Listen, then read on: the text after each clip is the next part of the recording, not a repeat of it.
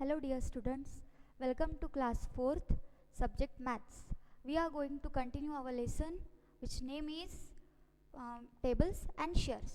अभी तक आपने पिछली बार पढ़ा था पेज नंबर 122 तक.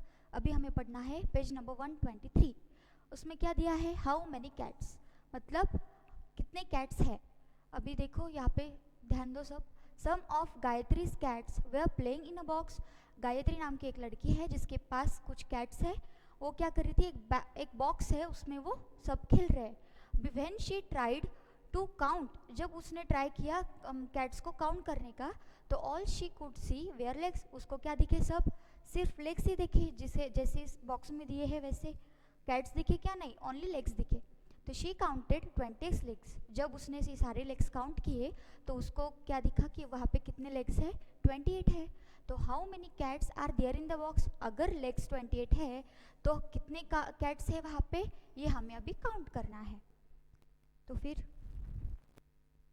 अभी देखते हैं. वो सोच में पड़ गई. अभी 8 लेग्स मीन्स तो 2 कैट्स, बिकॉज हम सबको पता है 1 कैट को कितने लेग्स होते हैं, 4 लेग्स होते हैं. ओके, तो इसका मतलब तो 8 लेग्स है तो कितने कैट्स हो गए, वो 2 कैट्स हो गए. इसका मतलब क्या किया हमने, 8 को डिवाइडेड बाय किया 4 से, तो उसका आंसर क्या मिला फिर हमें 2. वैसे ही अगर हमें 12 लेग्स है तो इसका मतलब हमें कितने कैट्स होंगे, तो फिर 12 डिवाइडेड बाय 4 मीन्स आंसर आता है, कितना आता है, 3. ओके, तो उसमें कितने कैट्स है, टोटल 3 कैट्स है. इसी तरह से हमें अभी देखना है आगे कि कितने लेग्स है तो कितने कैट्स होंगे. तो अगर 4 लेग्स है तो कैट्स हो गए 1, अगर 8 लेग्स है तो कैट्स हो गए 2. वैसे ही अगर 12 लेग्स है तो कैट्स कितने हो गए, 3. ठीक है. वैसे ही अभी इसमें अगर हमने और 4 ऐड कर दिया, इसका मतलब हो जाता है यहाँ पे 16. तो कैट्स कितने हो गए फिर, 16 डिवाइड बाय 4 मीन्स 4 कैट्स हो गए. इसमें अगर हमने और 4 ऐड कर दिए तो हो गए 20, यानी कि कैट्स कितने हो गए फिर 5. वैसे ही इसमें और 4 ऐड कर दिए तो ये हो गए 24, तो कैट्स हो गए 6. फिर और ऐड कर दिए तो हो गए 28, तो कैट्स हो गए 7. और फिर और 4 ऐड कर दिए 32, कैट्स हो गए 8. इसी तरह से हम डिवाइड कर से हमने क्या किया है, लेग्स के नंबर को डिवाइड किया है 4 से, क्योंकि एक कैट को 4 लेग्स होते हैं तो हमें मिल जाता है नंबर ऑफ कैट्स. ठीक है. तो हमें फाइंड आउट करना है कि 28 legs means how many cats. तो हमने यहाँ पे देखा है 28 लेग्स मीन्स 7 कैट्स, यानी कि हमें क्या करना है, 28 डिवाइडेड बाय 4 करना है, मतलब हमें मिल जाता है 7. तो यहाँ पे 7 कैट्स है. अभी इसी तरह से हमें नेक्स्ट क्वेश्चन सॉल्व करना है जो प्रैक्टिस के लिए दिया है, जिसका क्या है, पढ़ो अभी कि below has kept his chickens in a box. अभी चिकन्स मतलब क्या होते हैं, जो हैन होते हैं उसके छोटे छोटे यंग वंस रहते, और उनको कितने लेग्स रहते हैं, फिर ओनली 2 लेग्स. ओके, तो अभी देखना है, ही काउंटेड 28 लेग्स. अभी बिल्लो के पास क्या है, सब चिकन्स है एक बॉक्स में, तो उसने अगर उन सबके लेग्स काउंट किए तो वो हो गए 28. Then how many chickens are there. अभी वहाँ पे क्या हमें पता करना है कि वहाँ पे टोटल चिकन्स कितने हैं. अभी अगर सेम जैसे यहाँ पे किया था हमने, उसी तरह से हम यहाँ पे भी करना है. तो हम क्या करेंगे, 28 लेग्स को डिवाइडेड करेंगे 2 से, क्योंकि एक चिकन को रहता है 2 लेग्स. तो देयरफॉर अगर हमने 28 डिवाइड बाई 2 किया तो हमें मिल जाते हैं 14 चिकन्स. तो इसका आंसर आता है 14. इसको आपको अच्छे से नोटबुक में सॉल्व करना है, जैसे कि इसको ऐसे पूरी तरह लिखना है. 28 डिवाइडेड बाई 2 से क्यों डिवाइड किया, बिकॉज 1 चिकन को रहते हैं ओनली 2 लेग्स. 1 चिकन को रहते हैं 2 लेग्स, इसलिए हमने 2 से डिवाइड किया.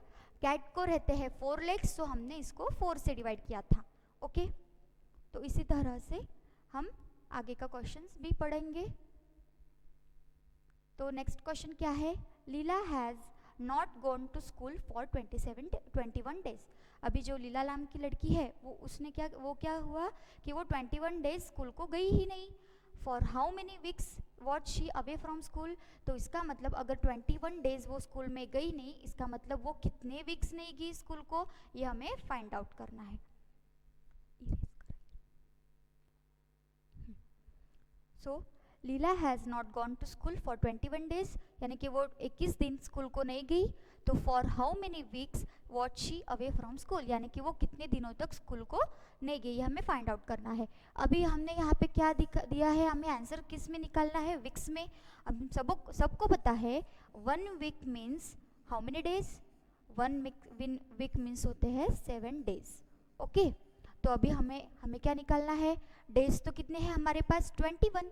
अभी 21 days means how many weeks, तो हमें डिवाइड करना पड़ेगा 21 को डिवाइडेड बाय 7। तो हमें 7 का टेबल सबको आता है, क्या होता है 7 को अगर 21 से हमें डिवाइड करना है तो 7 1 7, 7 2 14 एंड 7 3 21, यानी कि इसका आंसर क्या आता है 3 वीक्स। ओके, अगर वो 21 डेज अपसेंट है स्कूल को, इसका मतलब क्या है, वो 3 वीक्स से अपसेंट है स्कूल के लिए, इसका मतलब इसका आंसर क्या है 3 वीक्स। ओके, आपको ये सब अच्छे से नोटबुक में सॉल्व करके लिखना है। अभी चलो अभी पढ़ना है, नेक्स्ट पेज पे आना है। अभी इसमें क्या दिया है, जंपिंग एनिमल्स। जंपिंग एनिमल्स मतलब क्या, जो जंप करते हैं, एक जगह से दूसरी जगह पे जंप करके जाते हैं। अभी देखना है, do you remember the jumping animals of class 3। अभी आपने क्लास 3 में पढ़ा होगा कि जंपिंग एनिमल्स नाम का कुछ तो भी टॉपिक आपने पढ़ा होगा, तो आपको याद है क्या वो, अभी नहीं है तो अभी फिर आगे देखना है। A frog jumps 3 steps at a time starting from 0।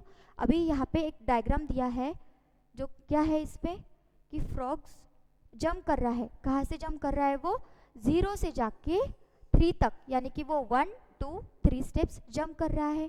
Okay, तो अभी count the jumps he takes to reach 27, लेकिन उसको कहाँ से कहाँ तक पहुँचना है, अभी 0 से लेके यहाँ पे 27 तक, इसको ये इसका टारगेट पॉइंट है, यहाँ पे उसको पहुँचना है।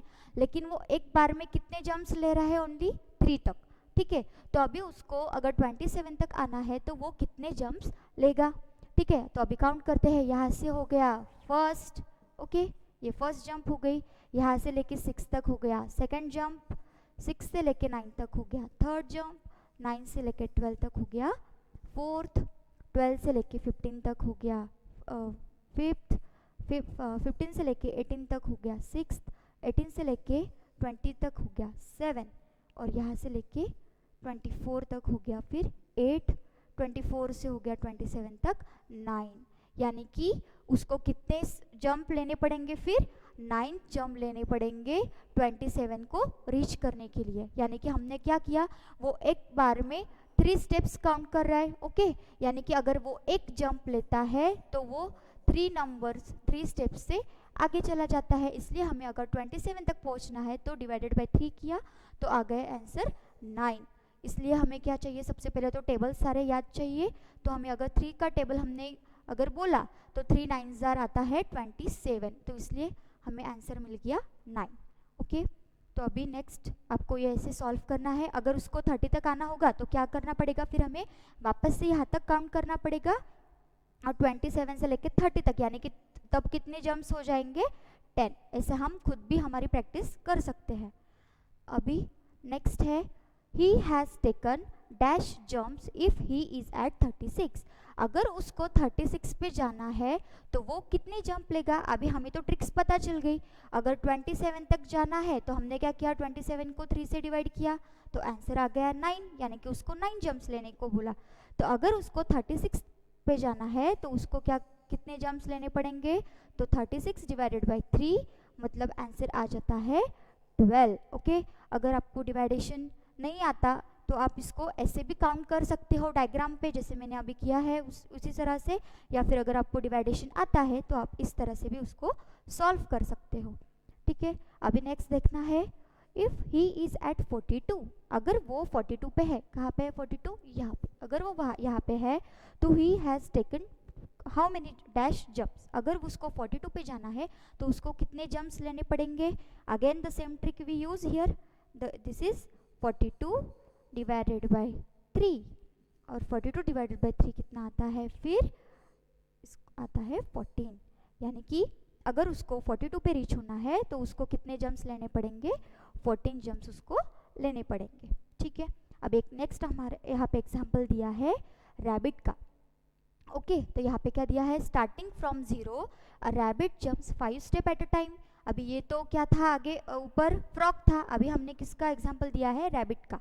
अभी रैबिट कितने स्टेप्स ले रहा है, 5 स्टेप्स ले रहा है। सभी को पता है वो टॉर्टाइज और रैबिट की स्टोरी, जिसमें क्या था, टॉर्टाइज स्लो स्लो चल रहा था और रैबिट कैसे फास्ट चलता है ना, इसलिए वो क्या लेता है, 5 स्टेप्स लेता है। ठीक है, अभी यहाँ पे इसके बेसिस पे क्वेश्चन है कि in how many jumps does he reach 25। अभी रैबिट को कहाँ पे पहुँचना है, 25 पे पहुँचना है। ठीक है, तो वो एक जंप में कितने स्टेप्स लेता है, 5। सो हमें अगर उसको 25 पे जाना है तो वो कितने जंप्स लेगा, तो 25 डिवाइडेड बाय 5। अगर हम 5 का टेबल हमने अगर बोला तो 5 5 ज़र कितना आता है 25, यानी कि इसका मतलब इसका आंसर क्या आता है 5, यानी कि रैबिट को कितने जंप्स लेने पड़ेंगे 5 टू रीच 25। वैसे ही अभी नेक्स्ट है he reaches dash after taking 8 jumps. अब तक हमने क्या किया, जंप्स को फाइंड आउट किया। अभी हमें क्या फाइंड आउट करना है कि कौन से नंबर पे वो जाएगा अगर उसने 8 जंप्स लिए। तो अभी अगर हमने 25 पे रीच होना है, एक स्टेप्स पे अगर वो 5 ले रहा है, 5 स्टेप्स ले रहा है एक जंप पे, तो हमने जंप कैसे कैलकुलेट किया, उसको डिवाइड किया।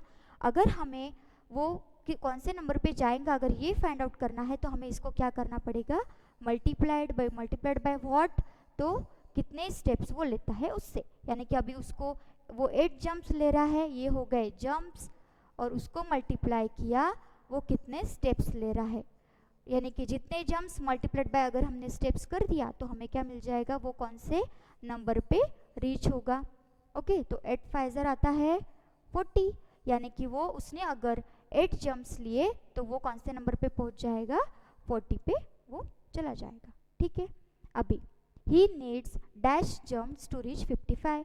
अभी उसको कितने जंप्स लगेंगे 55 पे पहुंचने के लिए, वापस इसको इसी तरह से सॉल्व करना है, यानी कि क्या करना पड़ेगा, हमें 55 डिवाइडेड बाय 5 करना पड़ेगा। ठीक है, तो अभी हमने अगर 55 डिवाइडेड बाय 5 किया तो आंसर क्या आ जाता है 11। मतलब उसको अगर 55 पे पहुंचना है तो उसको 11 जंप्स लेने पड़ेंगे। ठीक है, आप इस क्वेश्चन को इस डायग्राम से भी सॉल्व कर सकते हो या फिर इसको ऐसे डिवाइडेशन करके भी सॉल्व कर सकते हो। ओके, तो आपको सब समझ में आया होगा, और अभी इस पे हमें दिया है प्रैक्टिस टाइम। ठीक है, आपको ये घर पे सबको अच्छे से प्रैक्टिस करना है। अभी this is the practice time, ये आपको सबको प्रैक्टिस करना है और ये सबके आंसर्स नोटबुक में अच्छे से लिखना है। अभी मैं एक सॉल्व करके बताती हूँ आपको कि कैसे करना है 28 डिवाइडेड बाय 2। तो सब अभी इसको कैसे लिखते हैं हम, 28 और डिवाइडेड बाय 2 है, यानी कि जो नेक्स्ट नंबर है वो हम लिखते हैं यहाँ पे, और जो स्टार्टिंग का नंबर है वो हम लिखते हैं अंदर। ठीक है, ऐसा कुछ कंपल्सरी नहीं है कि हमेशा ये छोटा ही आएगा और ये बड़ा ही आएगा। अभी ये आपका एट द स्टार्ट है, इसलिए आपको ऐसे प्रॉब्लम्स यहाँ पे दिए जाएंगे। अभी आपको क्या करना है, जब आप इसको सॉल्व करते हो तो आपको क्या करना पड़ेगा, 2 का टेबल बोलना पड़ेगा इस डिजिट तक। अभी 2 के टेबल में 2 तो आता है, इसलिए हम कितने कहाँ पे अगर हमें इसको 2 का टेबल बोलना पड़ेगा तो क्या होता है, 2 1 ज़र 2 आता है। ओके, तो 2 में से 2 माइनस किए तो कितने हो गया 0। अभी हमें 8 को नीचे बुलाना है। एट अ टाइम हमें एक एक डिजिट का ही करना है, एट अ टाइम हम 2 नहीं ले सकते। ठीक है, अभी मैंने 8 को नीचे बुला दिया तो ये हो गया 8। अभी 2 का टेबल बोलना है तो 2 1 ज़ा 2, 2 2 ज़ा 4, 2 3 ज़ा 6 एंड 2 4 ज़ा आता है 8। तो 2 4 ज़ा करने के बाद आता है 8 और इसको सॉल्व करने के बाद आता है 0। जैसे ही हमारा लास्ट का आंसर 0 हो गया, अभी सारे यहाँ के डिजिट्स भी खत्म हो गए, यानी कि हमारा आंसर क्या होता है ये, और इसको हम बोलते हैं क्वोशंट। ओके, इसको बोलते हैं हम क्वोशंट, और ये होता है रिमाइंडर, जैसे कि आपने पहले भी इसको पढ़ा होगा। ओके, तो ये जो ऊपर का रहता है ये रहता है आंसर, यानी कि इसका आंसर क्या आ गया अभी फिर 14। वैसे ही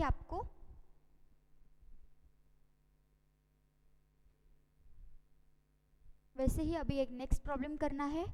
क्या है इसमें दिया है 56 डिवाइडेड बाय 7।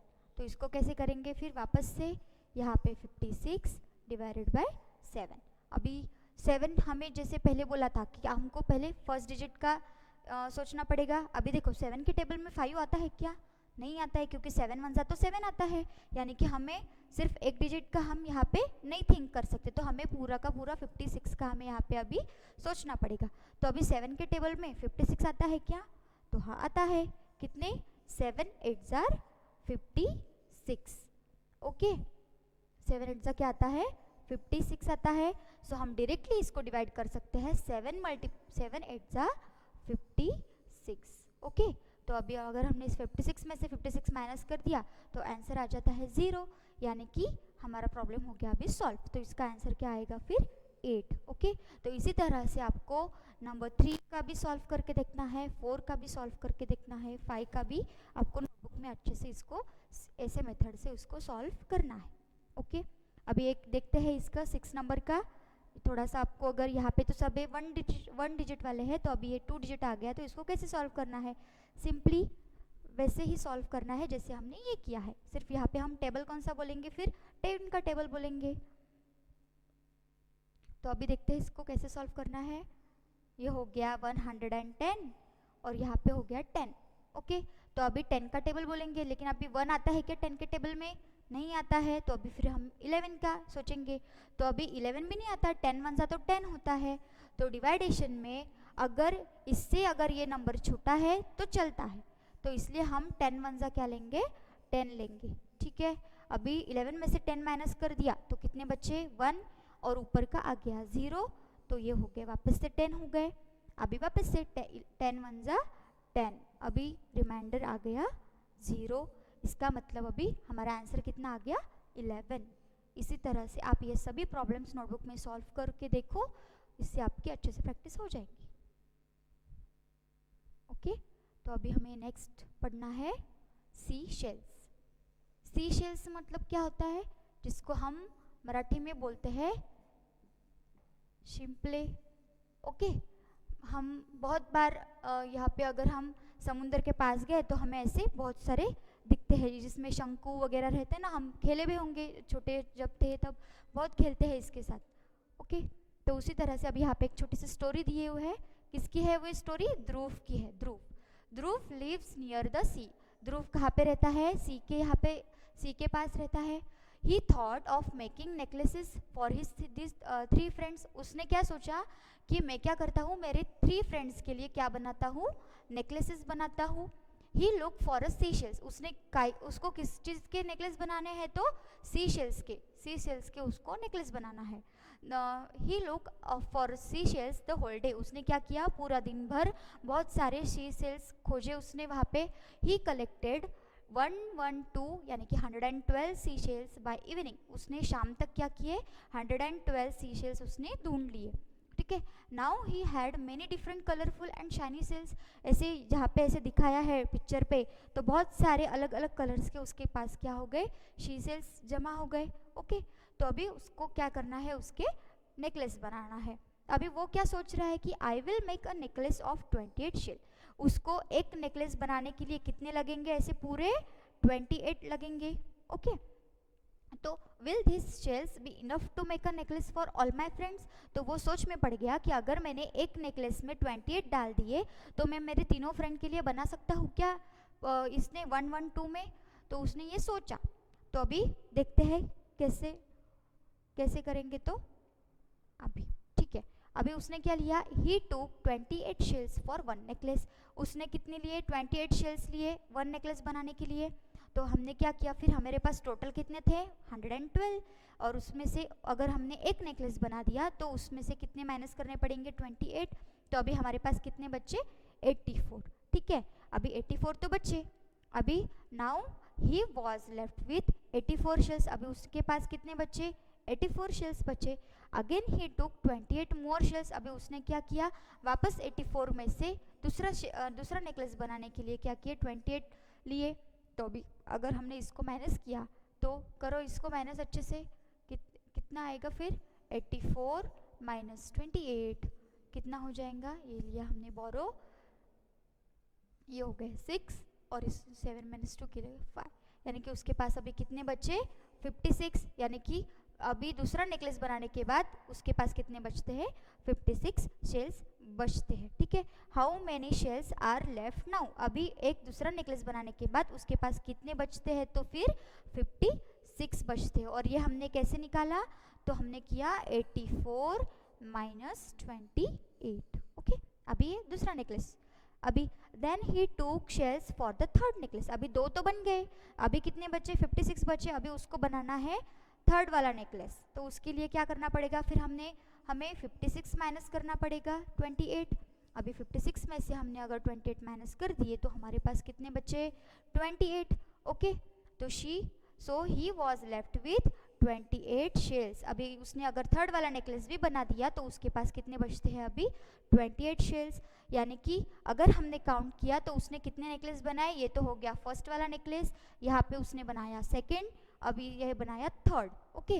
लेकिन थर्ड बनाने के बाद भी उसके पास कितने शेल्स बचे, तो 28 बचे, और इससे तो एक और भी नेकलेस बन जाता है ना। तो how many necklaces can Dhruv make from 112 shells, यानी कि 112 शेल्स, तो वो कितने नेकलेस बना सकता है, ये हो गया फर्स्ट, सेकेंड, थर्ड, और ये तो 28 बचे, यानी कि इससे भी और एक बन जाएगा, तो कितने बना सकता है वो, तो 4 नेकलेसेस वो बना सकता है।